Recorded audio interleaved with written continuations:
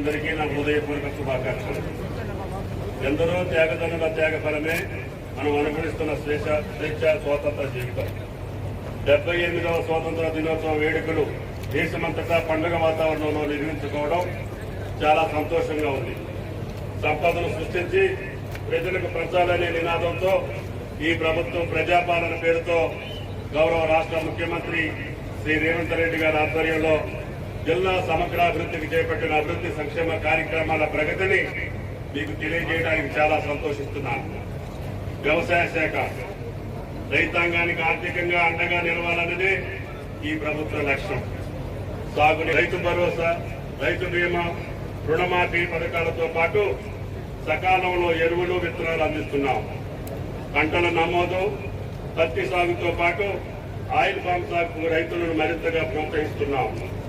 జిల్లాలో 23-24 యాసంగి కాలానికి 1,77,646 మంది రైతులకు 268,16,80,000 రైతు భరోసా పథకంలో భాగంగా నిధులు నేరుగా రైతు ఖాతాలో జమ చేశాం. 24-25 వానాకాలం రైతు భరోసా పథకంపై ఇంకా మార్గదర్శకాలు రావాల్సి ఉంది.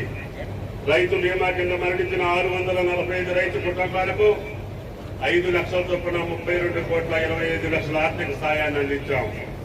పంట రుణమాఫీ పథకంలో భాగంగా 2024లో మొదటి విడత 1,00,000 వరకు 28,018 మందికి రైతులకు 132,06,83,000 రూపాయలు, రెండో విడతలో 1,50,000 వరకు రుణం ఉన్న 16,377 మంది రైతులకు 137,21,96,000 రుణమాఫీ చేశామని చెప్పడానికి చాలా సంతోషంగా ఉంది. జిల్లాలో మొత్తం 44,495 మంది రైతులు 269,28,80,00,000 రూపాయలు నేరుగా రైతుల ఖాతాలో జమ చేసి అంబేద్కర్ ఓవర్సీస్ విద్యానిధి కింద విదేశాల్లో పోస్ట్ గ్రాడ్యుయేషన్ చేస్తున్న ఒక విద్యార్థికి 20,63,000 మంజూరు చేశాం. బెస్ట్ అవైలబుల్ స్కీమ్ కింద 163 మంది విద్యార్థులకు